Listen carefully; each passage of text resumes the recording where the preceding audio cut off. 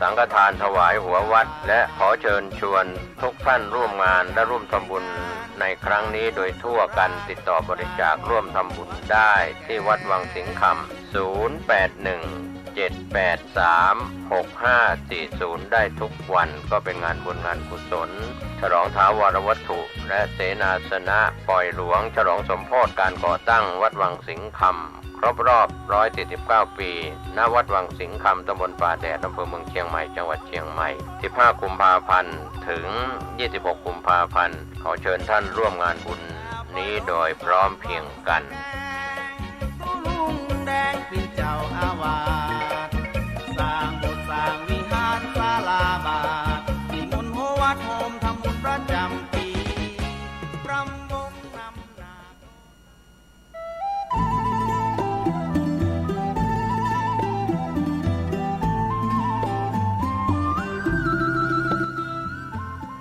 ข่าวสารเพื่อการประชาสัมพันธ์ด้วยพลังพุทธานุภาพธรรมานุภาพสังฆานุภาพเทวานุภาพนาคานุภาพแห่งบรมครูบาอาจารย์ปู่ฤาษี108เจ้าภาพสร้างหล่อปั้นพระพุทธรูปพระเจ้าทันใจโดยมีคุณแม่ชี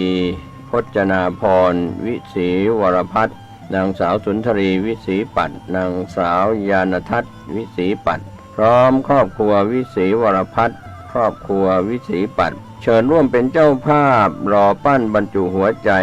นามพระพุทธรูปพระพุทธสถิตพจนาภรณ์วันอาทิตย์ที่7พฤษภาคมพุทธศักราช2566พิธีเริ่มเวลา 9:09 น.ร่วมสร้างบุญได้ตั้งแต่วันนี้เป็นต้นไปติดต่อสอบถามร่วมบุญได้ที่พระครูสถิตธุราธรเจ้าวาดวัดสันขยอมอำเภอสันทรายจังหวัดเชียงใหม่0806849835และที่พระครูประหลัดกิติพงศ์กิติโสพโนด็อกเตอร์ผู้ช่วยเจ้าวาดวัดสันขยอม0962629694เชิญท่านร่วมบุญร่วมกุศลในคราวครั้งนี้โดยพร้อมเพรียงกัน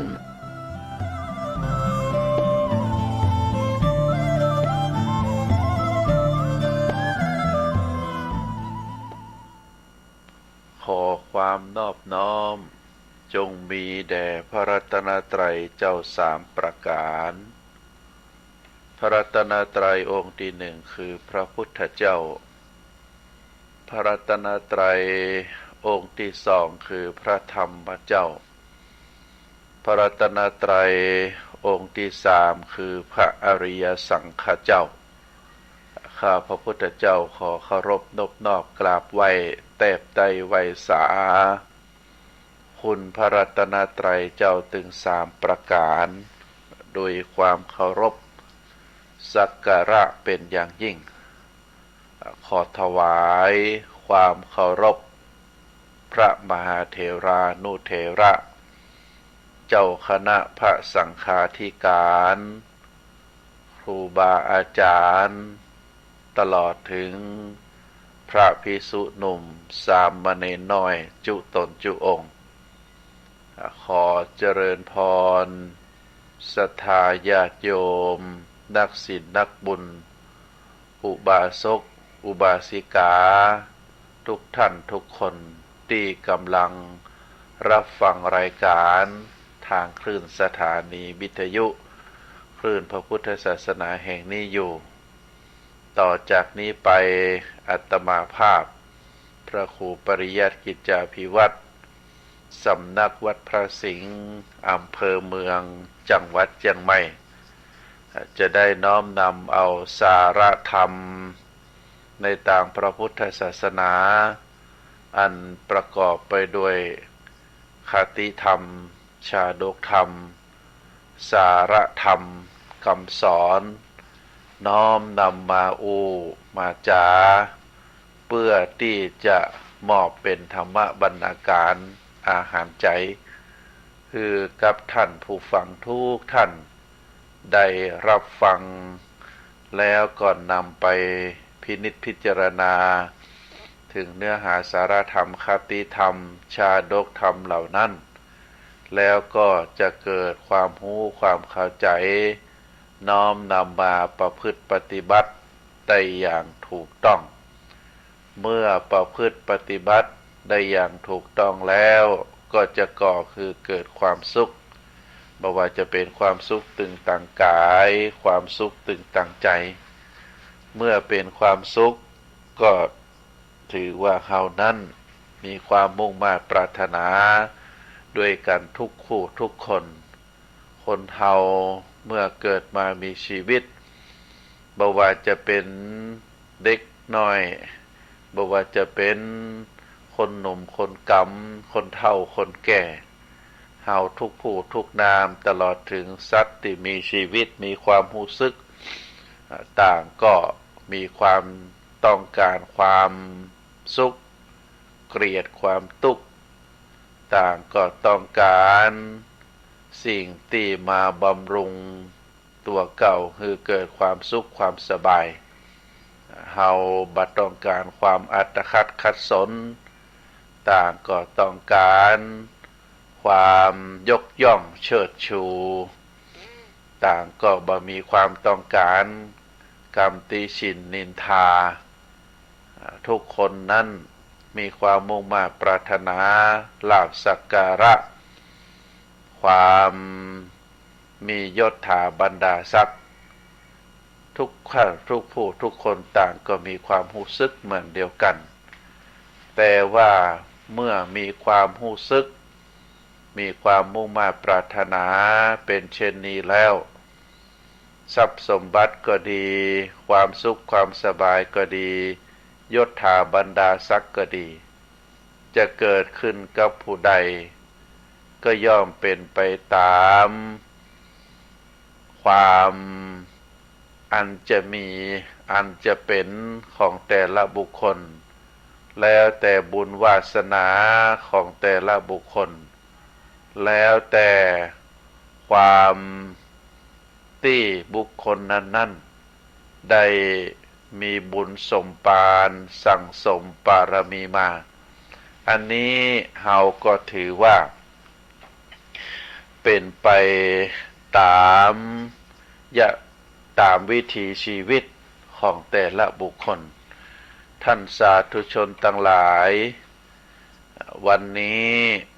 อาตมาภาพจะขอเชิญกำปอนที่พระสงฆ์องค์ข้าเจ้าเวลาฮือปอนศรัทธาญาติโยมก็จะมักจะฮือปั่นปอนว่าอายุวัฏโกธนวัฏโกสิริวัฏโกยสวัฏโกพลวัฏโกวันนวัฏโกสุขวัฏโกโหตุสัพปทาทุกขโรคพญาเวลาโสกาสันตุจุปัฏฐวาอเนกาอันตรายาปิวินาสันตุจเตชะสากำปอนตีว่ามานี้ก็ได้กล่าวถึงกำปอนคือทุกท่านทุกคนได้รับปอน7ประการอายุวัฏโกขอฮือมีอายุยืนยาวธนวัฏโกขอฮือมีความเจริญมั่งคั่งดังทรัพย์สมบัติสิริวัฏโกก็ขอฮือมีความเจริญรุ่งเรืองด้านคุณงามความดีทางด้านศีลธรรมยสวัตโกขอฮือมีความเจริญก้าวหน้าด้านเกียรติยศยศถาบรรดาศักดิ์พระวัตโขขอฮือมีความแข็งแรงด้านกำลังกายด้านกำลังใจวันนวัตโกขอฮือมีความงดงามผ่องใสของผิวพรรณสุขวัตโกขอฮือมีความสุขตั้งด้านกายและก็ด้านใจปอน7ประการนี้เป็นกำปอนที่เฮาทุกท่านทุกคน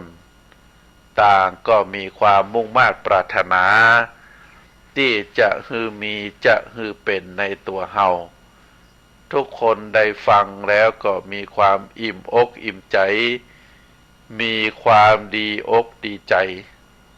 เพราะเป็นกำปอนที่เฮาได้ฟังแล้วอยากจะฮือมีอยากจะฮือเป็นในตัวทีนี้จะขออธิบายประเภทที่หนึ่งก็คืออายุวัฏโกหรืออายุวัฒนะ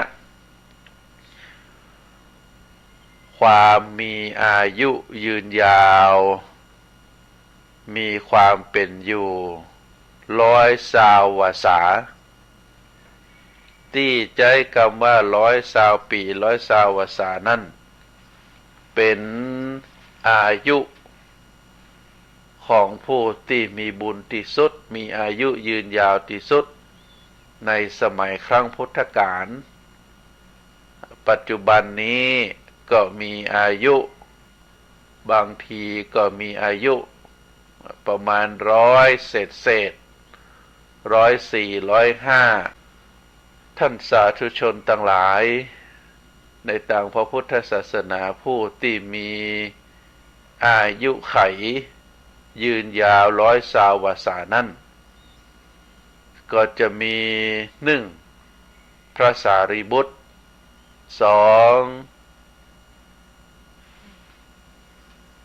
พระอานนท์3พระมหากัสสปะ4นางวิสาขามหาอุบาสิกาเต้าที่ทราบเต้าที่จำได้มี4ท่านที่มีอายุ120แล้วก็มีร่างกายแข็งแรงก็ถือว่าเป็นผู้ที่มีบุญมีอายุไขอยู่ได้ถึง120พระพุทธองค์เองก็มีอายุได้80 พรรษา80 ปีแล้วก็ได้เสด็จดับขันธปรินิพพานไป เพราะฉะนั้นการที่เฮาจะมีอายุยืนยาวก็จำเป็นต้องได้รู้ได้เข้าใจว่าเฮามีอายุยืนยาวได้นั้นก็จะต้องมีเหตุประกอบ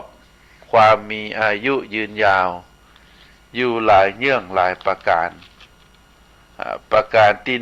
1คนที่จะมีอายุยืนยาวนั้นช่วงที่เฮาดำรงคงขันตั้งแต่น้อยจนถึงปัจจุบันนั้นเฮาจะต้องได้อยู่ในสถานที่เหมาะสมถ้าเฮาอยู่ในที่หนาวนักอยู่ที่แห้งแล้งอยู่ที่สภาพแวดล้อมบ่ดีก็เป็นเหตุที่ทำให้เฮานั้นอายุสั้นได้เพราะฉะนั้นคนที่มีอายุยืนยาวประการที่1ก็คือมีที่อยู่เหมาะสมมีที่อยู่สภาพแข็งแรงมีที่อยู่ที่มีน้ำมีไฟมีอากาศมีบรรยากาศ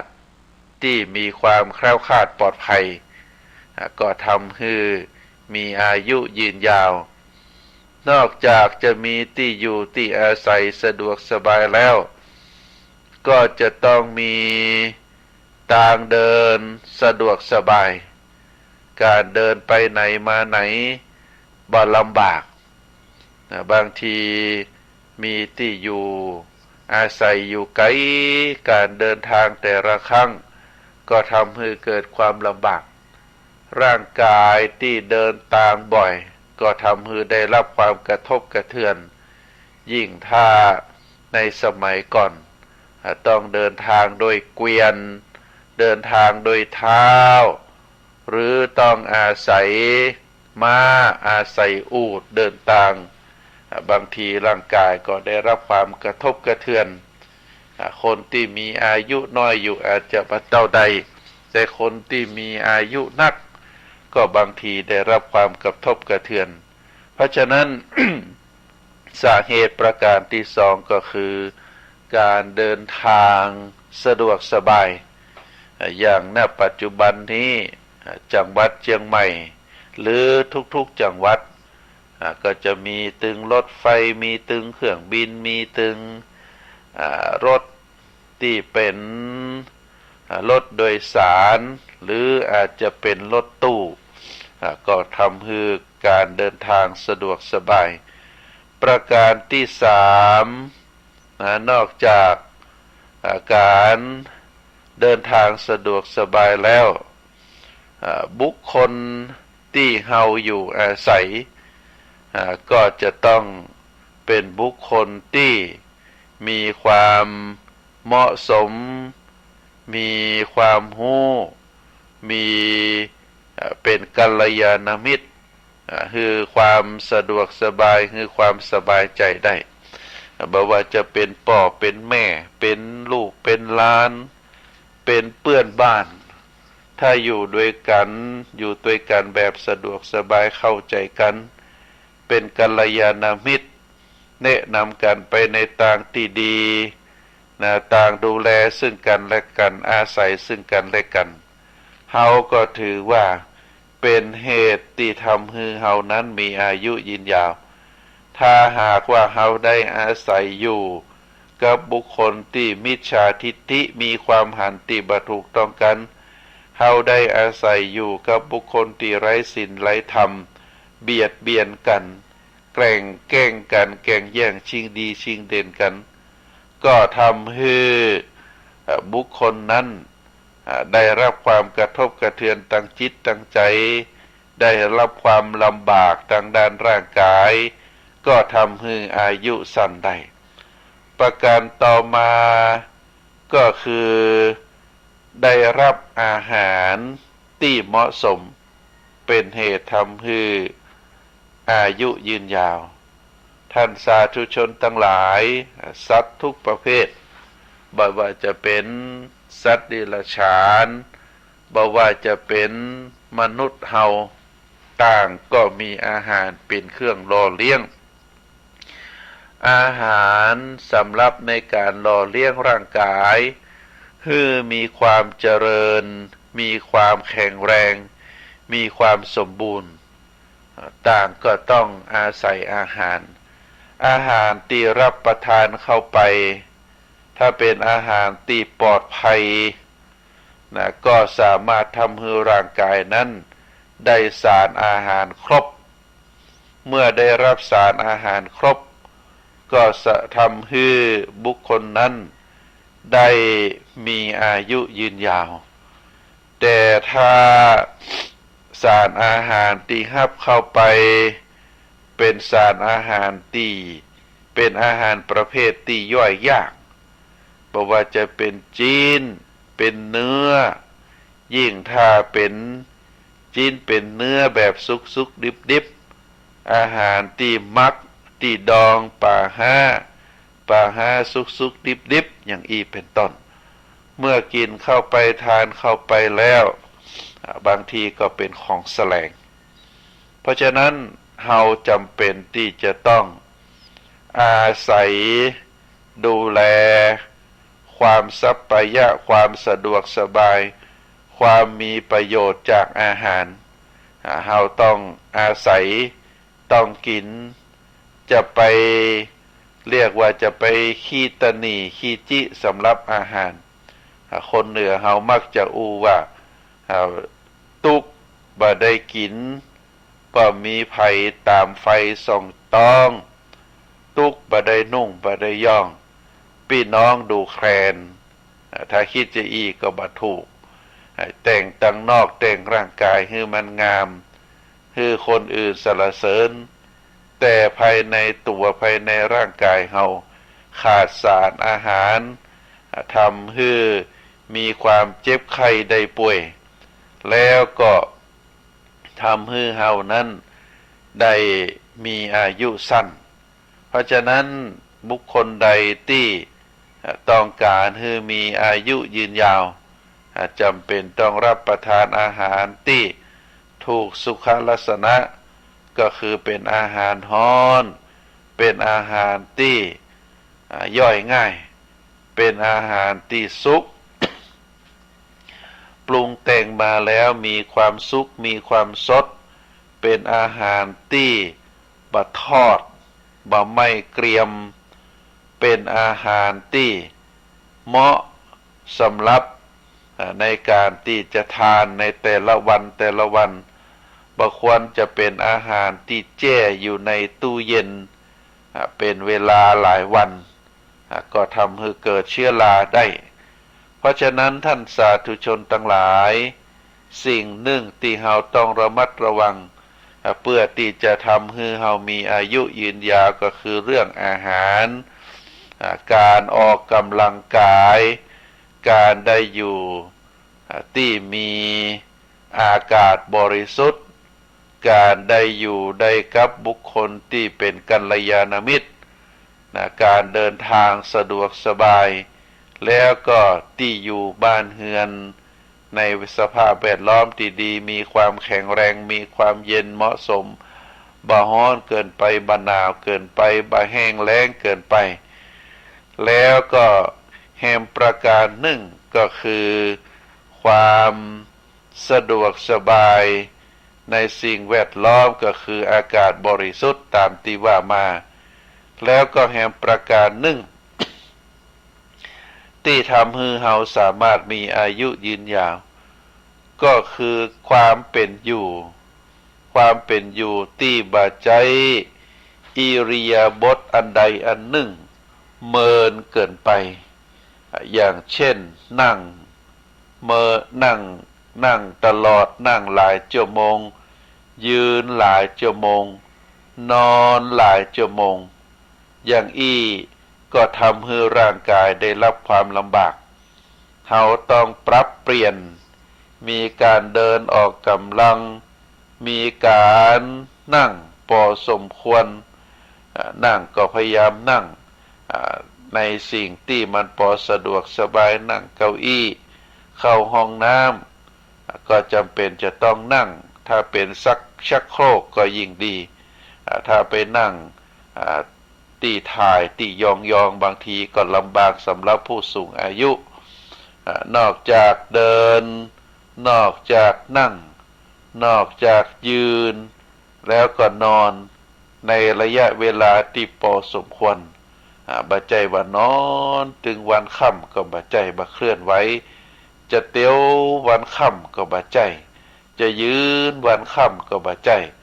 จะนั่งอยู่ตลอดวันก็บ่ใจเราจะต้องพักอิริยาบถคือครบอันนี้ถือว่าเป็นสิ่งที่ทำให้เราอายุยืนยาวเนอะนอกจากตามที่ว่ามาก็คือมีที่อยู่สะดวกสบายการเดินทางบ่ลำบากการเดินทางไปไหนมาไหนบ่ลำบากมีเหล่ากัลยาณมิตรได้พูดคุยได้แสดงความคิดเห็น ได้มีบุคคลดีแนะนำพร่ำสอนมีครูบาอาจารย์ได้แนะนำการประพฤติปฏิบัติแล้วก็เป็นบุคคลได้มีบุคคลที่ใกล้ตัวไม่ว่าจะเป็นพ่อแม่พี่น้องที่อยู่ด้วยกันแบบเข้าใจกันช่วยเหลือซึ่งกันและกันได้รับประทานอาหารที่เหมาะสมที่ทำให้เราร่างกายแข็งแรงได้อยู่สถานที่อากาศที่มีความเป็นปิดเป็นอากาศบริสุทธิ์แล้วก็การได้มีอิริยาบถที่สลับกันการเดินออกกำลังกายการนั่งที่ถูกสุขลักษณะการนอนที่หลับสนิทนอนที่ทำให้ร่างกายได้พักผ่อนแล้วก็การยืนการเดินการนั่งอย่างเฮาหันคนจีนผู้สูงอายุบางคนตื่นเช้าขึ้นมาเพิ่นก็จะเดินออกกำลังกายแกว่งแขนแล้วก็ได้ย่ำดิน ทำให้ร่างกายนั้นได้ปรับสภาพในอิริยาบถดังสี่เปิดห้องว่าปรับธาตุนะปรับธาตุก็คือดินน้ำลมไฟคือร่างกายในตัวเฮานั้นได้ปรับสภาพในธาตุสี่อันนี้ก็ถือว่าเป็นสาเหตุที่ทำให้คนเฮาอายุยืนยาวสาเหตุแห่งสาเหตุหนึ่งที่ทำให้คนอายุยืนยาวเปิดห้องบอกบุเพกตปุญญาตาในอดีตชาติหรือในปัจจุบันชาติ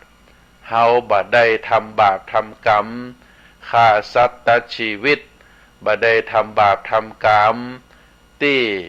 เฮาได้ เบียดเบียนสัตว์อื่นบ่ว่าสัตว์เล็กสัตว์น้อยหมูเห็ดเป็ดไก่นะที่เฮาได้เบียดเบียนทำให้เปิ้นได้สิ้นชีวิตไปอันนี้ก็ทำให้เฮาท่านทั้งหลายนั้นมีอายุยืนยาวแต่บางคนบางทีอยู่ไปประกอบอาชีพที่มันบาถูกศีลบาถูกธรรมมีการฆ่าสัตว์ตัดชีวิตทำให้สัตว์อื่นได้รับความยากได้รับความลำบากบางทีก็ทำให้ผู้นั้นได้รับความ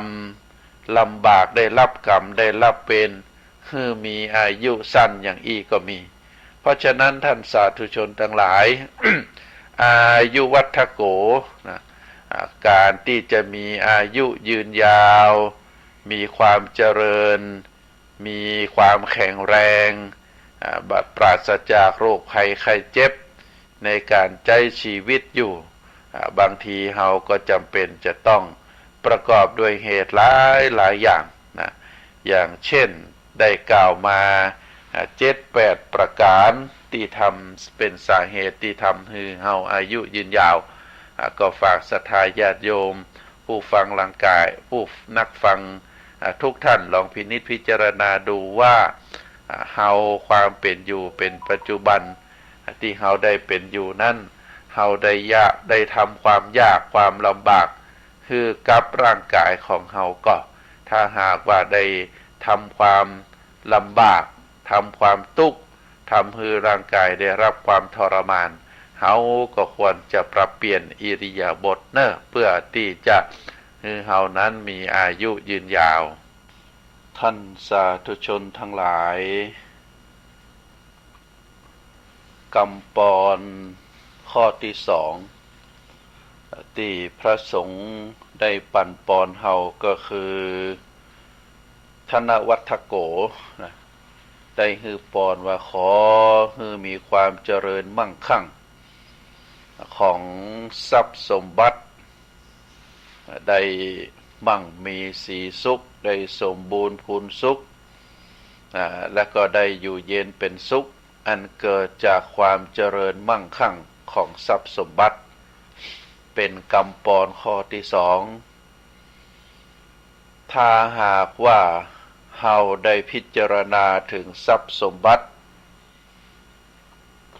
ที่เฮาได้หิหามาโดยชอบเป็นสัมมาเรียกว่าสัมมาปฏิบัติเป็น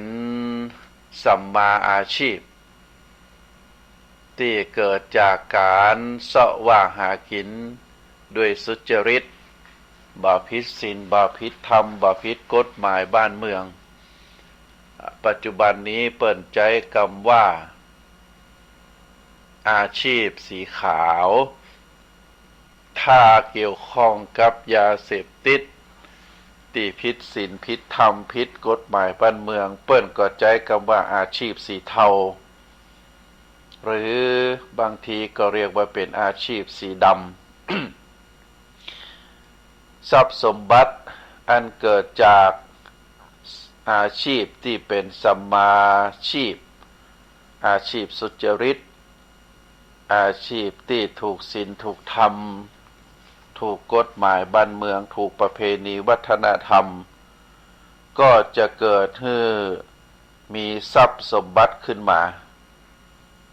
ก็เมื่อเฮามีทรัพย์สมบัติแล้ว ทรัพย์สมบัติทั้งหลายเหล่านั้นเฮาจะต้องเอามาใช้จ่ายเพื่อให้เกิดความสะดวกสบายเพื่อให้เกิดความเป็นอยู่ที่มีความสมบูรณ์งอกงามทำให้ร่างกายของเฮาได้รับการบำรุง ได้มีอาหารการกินมีเครื่องนุ่งห่มมีบ้าน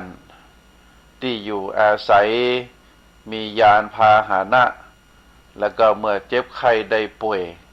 เฮาก็จะใช้ทรัพย์สมบัติเหล่านั้นรักษารักษาตัวเฮาเพื่อให้เกิดความสะดวกสบายเกิดความสุขตามอัตภาพอันนี้คือประโยชน์ของทรัพย์สมบัติโดยเฉพาะทรัพย์สมบัตินั้นเราจะแปลสภาพเป็นบุญเป็นกุศลไปสร้างสิ่งสาธารณประโยชน์ไปสร้างคือเป็นประโยชน์ต่อคนส่วนมากสร้างสะพานสร้างทางหรือสร้างในสิ่งที่มันก่อให้เกิดประโยชน์แก่คนต่างหลาย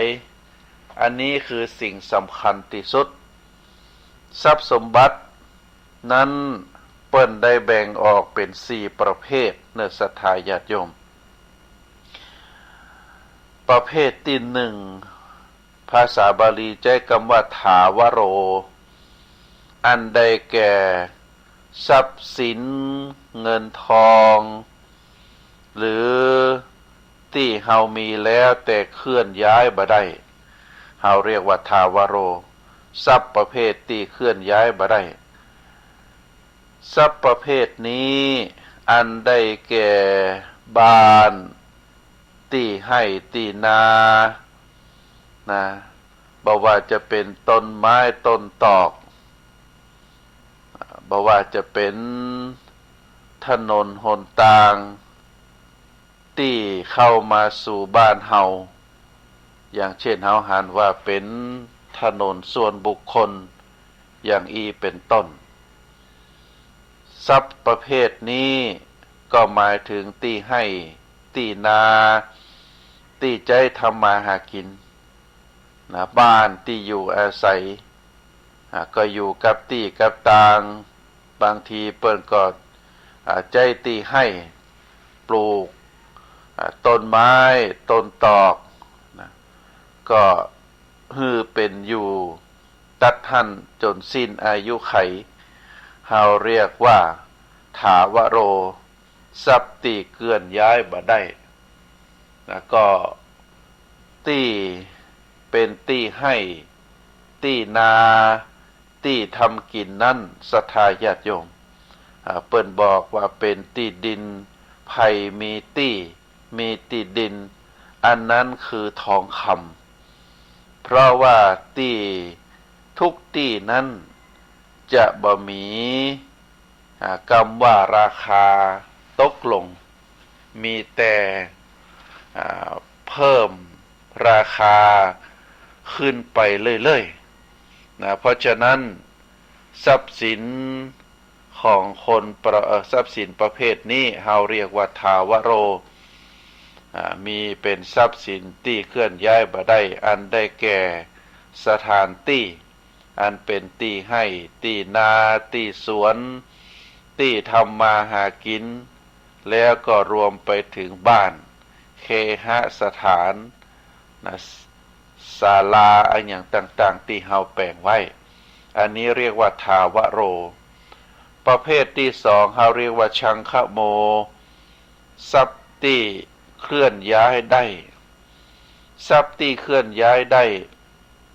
อันได้แก่บุคคลอาจจะเป็นสามีภรรยาก็ถือว่าเป็นทรัพย์ประเภทชังคโมลูกหลานตันเต้าก็ถือว่าเป็นชังคโม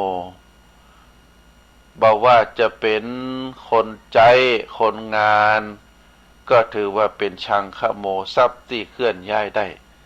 รวมไปถึงสัตว์นะสิ่งสาราสัตว์ที่เฮาได้เลี้ยงบอกว่าจะเป็นหมูเห็ดเป็ดไก่วัวควายจ้างม้าถ้าเป็นทรัพย์หรือเป็นสัตว์ที่เฮาได้เลี้ยงดูประกอบอาชีพบางคนก็เปิ้นก็เลี้ยงหมู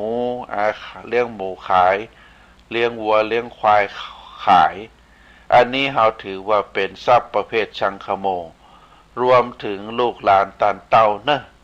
ก็ถือว่าเป็นทรัพย์ที่มีค่าเป็นทรัพย์ประเภทบุคคลที่เฮาต้องเลี้ยงต้องดูแลต้องเอาใจใส่เฮาถือว่าเป็นชังคโมประเภทที่สามเรียกว่าอังคสโมอังคสโมตัวนี้เป็นทรัพย์ภายในที่อยู่ในตัวเฮาอันได้แก่ความรู้ความสามารถนะสติปัญญาที่ก่อให้เกิดประโยชนะต่อตัวเฮาอย่างครูบาอาจารย์บางท่านเป็นผู้สอนในมหาวิทยาลัยนะก็ถือว่ามีทรัพย์อังคสโมนะเป็นความรู้ภายในการบริหารธุรกิจทุกประเภทก็จะต้องใช้ความรู้ความสามารถการได้อยู่ประกอบธุรกิจหรือบริหารงานประเภทใดประเภทหนึ่งก็จำเป็นต้องใช้ทักษะใช้ความรู้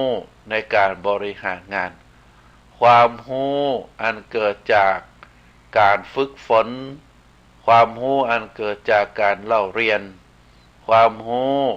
อันเกิดจากการสะสมบอกว่าจะเป็นการบริหารด้านใดด้านหนึ่งเฮาถือว่าเป็นอังคสโมเป็นความรู้ที่ติดตัวเฮามาแล้วก็ใช้ความรู้เหล่านั้นในการประกอบอาชีพก็ความรู้ประเภทนี้ถือว่าสำคัญศรัทธาญาติโยมฐานของตึกคือการศึกษาฐานของตึกคือก้อนอิฐฐานของชีวิตคือการศึกษานะก็ได้ฮือข้อคิดฮือโอวาทแก่นักเรียนนิสิตนักศึกษาเยาวชนทั้งหลายว่าเฮาจำเป็นที่จะต้องใช้ความรู้นะมาประกอบอาชีพเป็นฐานของชีวิตไผที่มีความรู้เฮาเรียกว่าวุฒิการศึกษาบ่ว่าจะรับเป็นระดับมัธยมปลายสายอาชีพหรือระดับอุดมศึกษาปริญญาตรีโทเอกวุฒิการศึกษาเหล่านี้จะอยู่กับตัวเฮาไปตลอดชีวิตแก้วแหวนเงินทองถ้าเฮาบ่ใช้ความรู้บริหารก็จะหมดไปในชั่วเดือนเดียววันเดียวหรือสัปดาห์เดียวถ้าหากเฮาใช้จ่ายสุรุ่ยสุร่ายทรัพย์สินเหล่านั้นก็จะหมดไปเงินเหล่านั้นก็จะหมดไปเฮาจำเป็นจะต้องสร้างฐานชีวิตของเฮาคือมีความรู้มีวุฒิทางการศึกษาเพื่อที่จะหลุดจากวงโคจรที่มันเป็นความที่ทำให้ชีวิตของเฮาบ่ดีขึ้นอันได้แก่ความเจ็บป่วยความยากจนความโง่เจ็บป่วยความเจ็บป่วยความโง่ความยากจนเฮาจะพ้นจากวงโคจรนี้ได้โดยอาศัยความรู้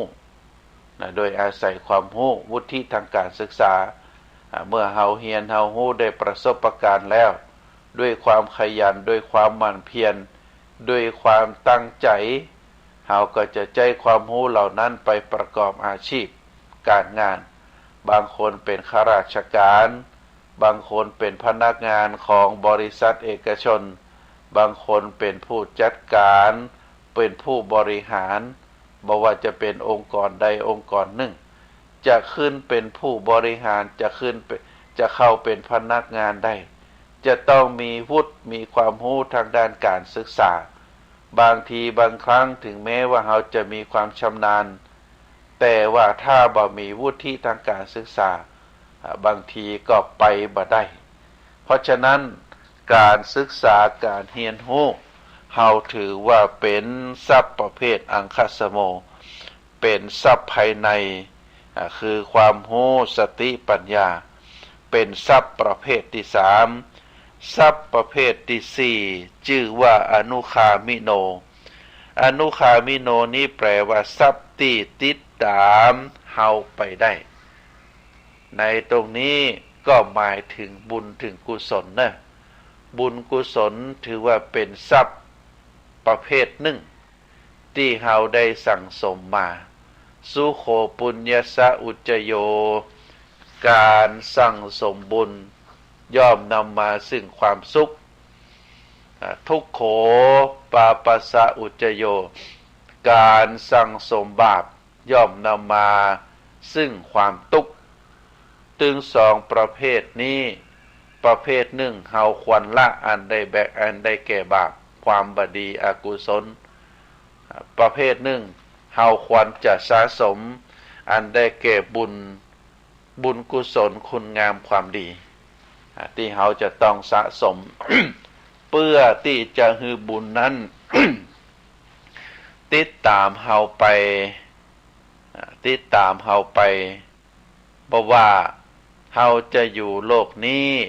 เฮาจะละไปสู่โลกหน้าหรือที่เฮาเรียกว่าสัมปรายภพเฮาก็หวังว่าเมื่อเฮาสิ้นลมหายใจไปแล้วเฮาก็สามารถที่จะไปสู่ภพภูมิที่ดีอันนี้การที่จะเฮาไปสู่ภพภูมิที่ดีหรือบดีนั้นอยู่ที่อนุคามิโนทรัพย์ที่ติดตัวเฮามาซึ่งมีกรรมที่นักปราชญ์ท่านกล่าวไว้ว่าทรัพย์สินเงินทองก็ส่งให้เฮาได้แค่โรงพยาบาลจากที่เฮาใช้จ่ายอยู่บ้านใช้จ่ายในชีวิตประจำวันสุดท้ายเฮาก็ไปรักษาตัวที่โรงพยาบาลเพื่อที่จะให้ร่างกายของเฮาดีขึ้นหากว่าร่างกายสังขารนี้ได้ทรุดโทรมลงจนหมอบ่สามารถที่จะเยียวยาได้เฮาก็จะละจากโลกนี้ไปก็เมื่อละจากโลกนี้ไปแล้วเฮาก็มีการเอาสรีระร่างตั้งบำเพ็ญบุญบำเพ็ญกุศลสุดท้ายก็คือจะต้องไปสู่สัมปรายภพสู่ภพเบื้องหน้าโดยที่ละสังขารเหล่านี้ไว้ในโลกใบนี้ลูกหลานตานเต้าสามีภรรยาก็จะนำสรีระร่างของเฮา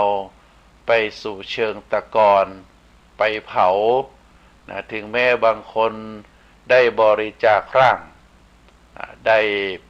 ให้ร่างกายไปเป็นอาจารย์ใหญ่เมื่อถึงเวลากาละ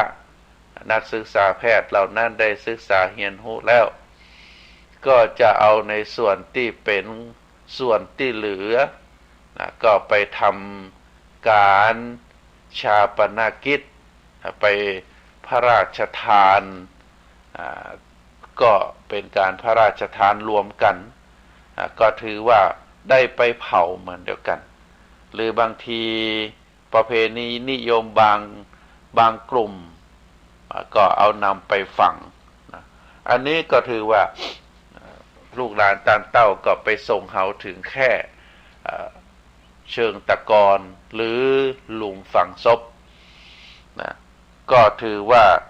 เป็นกรรมฮือสติ ว่าทรัพย์สินเงินทองส่งถึงแค่โรงพยาบาลลูกเมียญาติพี่น้องก็ไปส่งถึงแค่ประชาส่วนบุญกุศลบาปบุญคุณโทษนะก็จะติดตามเฮาไปทุกภพทุกชาตินะเฮาเกิดเป็นคนก็เพราะว่าเฮานั้นเป็นผู้มีบุญบุญได้ส่งเฮามาเกิดเป็นคนสัตว์เดรัจฉานเป็นภพภูมิที่ต่ำเกิดมาเพราะบาปอกุศลก็ได้เกิดในภพภูมิที่ต่ำมีความเป็นอยู่ที่ลำบากส่วนภพภูมิที่ต่ำกว่านั้นอันได้แก่เปรตอสุรกายนะพวกดวงวิญญาณสัมภเวสีเล่ร่อนก็เกิดมาในภพภูมิที่ต่ำกว่าสัตว์เดรัจฉานมนุษย์เฮานั้นถือว่าเป็นสุคติภูมิแล้วก็สูงจากมนุษย์โลกมนุษย์เฮามนุษย์ภูมิเฮาอันได้แก่เทวภูมิสวรรค์ก็เป็นชั้นที่สูงขึ้นเพราะฉะนั้นมนุษย์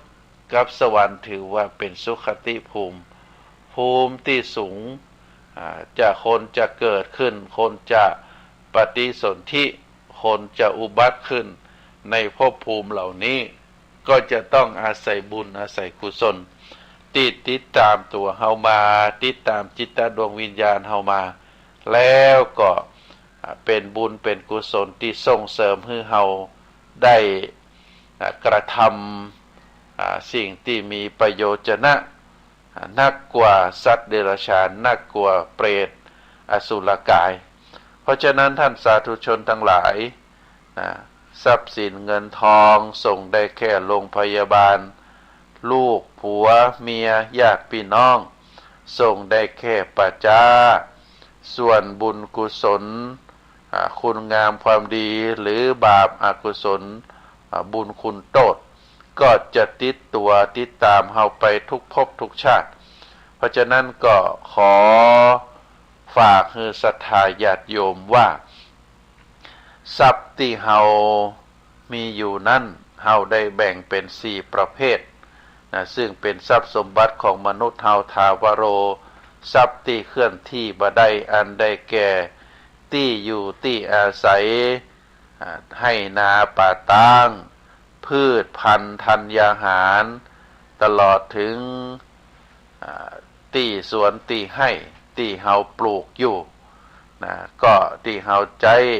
ในการประกอบอาชีพเฮาถือว่าทาวโร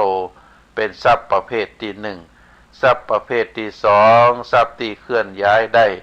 อันได้แก่แก้วแหวนเงินทองบุคคลต่างหลายตลอดถึงสัตว์ที่เฮาเคลื่อนย้ายได้บ่ว่าจะเป็นจ้างม้าวัวควายอันนี้เป็นชังคโมแล้วก็ประเภทที่3ก็คืออังคัสโมเป็นทรัพย์ภายในอันได้แก่ความรู้สติปัญญาความเฉลียวฉลาดความที่มีคุณธรรมต่างหลายแล้วก็ประเภทสุดท้ายอนุคามิโนประเภทที่4อันได้แก่ทรัพย์ติดตามตัวเฮาไปทุกภพทุกชาติอันได้แก่บุญได้แก่กุศลคุณงามความดีหรืออาจจะเป็นบาปเป็นอกุศลความชั่วต่างหลายก็ได้สิ่งต่างหลายทั้งมวลนี้เฮาถือว่าความมีทรัพย์สมบัติที่จะส่งผลให้เฮาได้มีความมั่งมีสีสุขมีความเจริญมีความสมบูรณ์พูนสุขได้เป็นปอนข้อที่2ที่พระสงฆ์เฮาคือธนวัฏโกเพราะฉะนั้นจุดใหญ่ใจความของทรัพย์สมบัติก็คือมาเพื่อที่จะให้เฮาได้ทำคุณงามความดีได้บำเพ็ญปารมีธรรมเอาทรัพย์สมบัติที่เฮามีอยู่นั่นได้มาใจสอยอำนวยความสะดวกคือกับบุคคลภายในบ้านคนที่เฮาดูแลอาจจะเป็นปู่ย่าตายายพ่อแม่พี่น้องเฮาก็ได้อำนวยความสะดวกคือ ตลอดถึงใจทรัพย์สมบัติเหล่านั้นประกอบบุญประกอบกุศลฮือทานศีลภาวนาแล้วก็เอาทรัพย์สมบัติเหล่านั้นมาสร้างสิ่งสาธารณประโยชน์อันจะก่อให้เกิดประโยชน์นะต่อคนทั้งหลายเขาก็ถือว่าเป็นคุณงามความดีเป็นทรัพย์สมบัตินะเกิดความมั่งมีเกิดความได้อยู่ดีมีสุขอยู่เย็นเป็นสุขสมบูรณ์พูนสุขอันเกิดจากทรัพย์สมบัติที่เฮามีอยู่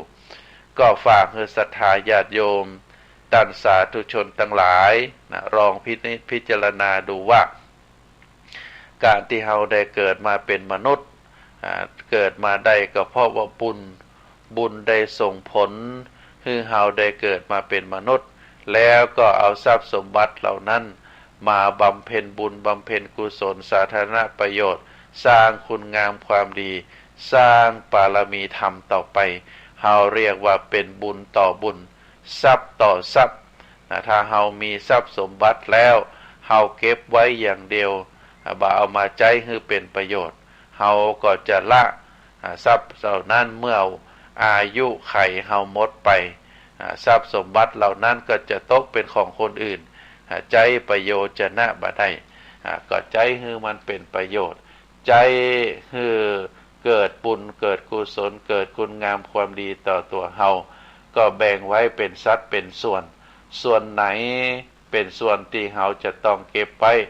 ส่วนไหนเป็นส่วนที่เฮาจะต้องใจทำบุญทำกุศลส่วนใดที่เฮาจะต้องใจให้เป็นประโยชน์นะต่อชีวิตประจำวันในเรื่องเข้าป่าอาหารที่อยู่ที่อาศัยยานพาหนะต่างๆส่วนใดที่จะเป็นส่วนที่เฮาต้องใจคือเป็นประโยชน์ต่อลูกหลานตานเต้าในทางด้านการศึกษานะเฮาก็จะแบ่งปันเป็นสัดเป็นส่วนใดที่เฮาจะต้องใจลงทุนต่อยอดคือทรัพย์นั้นมันได้เกิดเรียกว่าทรัพย์ต่อทรัพย์บริหารธุรกิจต่อยอดในส่วนที่จะทำให้มันทรัพย์นั้นมันงอกเงยขึ้นก็ฝากให้ศรัทธาญาติโยม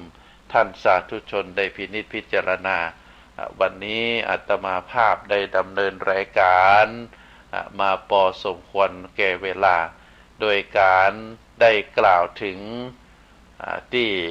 กำปอนที่พระสงฆ์ได้ฮือปอนเฮาอันได้แก่อายุวัฏโกญาจะใดจะฮือมีอายุยืนยาวธนวัฏโกญาจะใดจะฮือมีทรัพย์สินเงินทองญาจะใดจะฮือใจทรัพย์สินเงินทองเหล่านั้น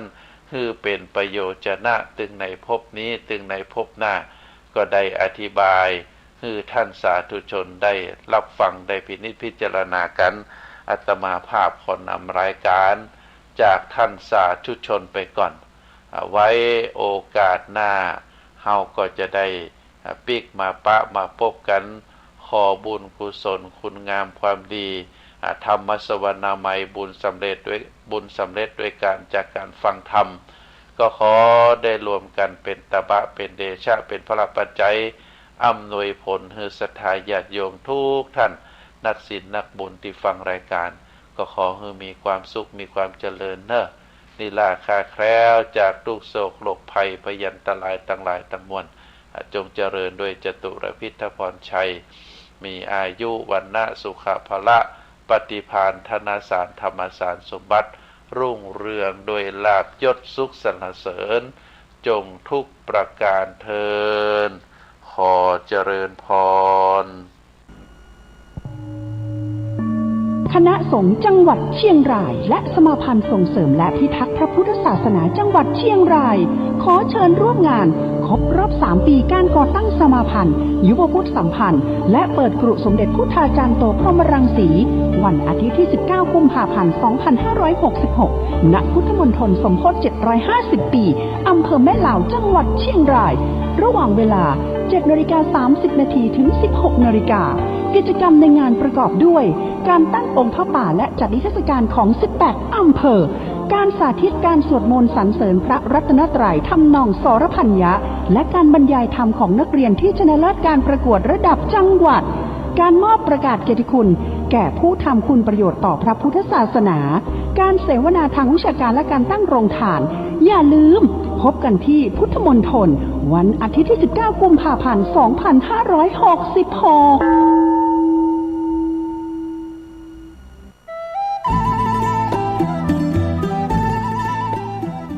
ข่าวสารเพื่อการประชาสัมพันธ์ขอเชิญชวนผู้ใจบุญร่วมสร้างทางสู่สวรรค์ตามรอยแห่งเท้ามัคควานเชิญท่านผู้ใจบุญร่วมทำบุญทอดผ้าป่าสร้างถนนคอนกรีตเสริมเหล็กเข้าสู่สำนักสงฆ์เทพนิมิตรบ้านเปียนตำบลเทพเสด็จอำเภอดอยสะเก็ดจังหวัดเชียงใหม่ถนนส่วนที่ขาดงบกว้าง3เมตรยาว622เมตรรวมเป็นระยะทาง 1,866 ตารางเมตรทอดผ้าป่าสร้างถนนวันอาทิตย์ที่ 2 เมษายน พุทธศักราช 2566 เวลา 14 นาฬิกาณสำนักสงฆ์เทพนิมิตรบ้านเปียนอำเภอดอยสะเก็ดจังหวัดเชียงใหม่ประธานดำเนินการคณะสงฆ์ตำบลป่าเมี่ยงถึงเทพเสด็จคณะสงฆ์อำเภอดอยสะเก็ดคลื่นสีขาวพระครูชลทานพิทักษ์พระครูศรีปทุมรักษ์ท่านที่จะทำบุญออนไลน์ผ่านเลขที่บัญชีธนาคาร 020-154-602-913 ชื่อกองทุนพัฒนาสำนักสงฆ์เทพนิมิตรบ้านเปียนธนาคารเพื่อการเกษตรและสหกรณ์การเกษตรสาขาดอยสะเก็ดธนาคารธกส.สอบถามรายละเอียดและร่วมบริจาคได้ที่ 0817964608 หรือที่ Facebook สำนักสงฆ์บ้านเปียนก็เป็นงานบุญงานกุศลเชิญผู้ใจบุญร่วมสร้างทางสู่สวรรค์ตามรอยแห่งเท้ามัคควานตำบลทอดผ้าป่าสร้างถนนกำหนดการวันอาทิตย์ที่ 2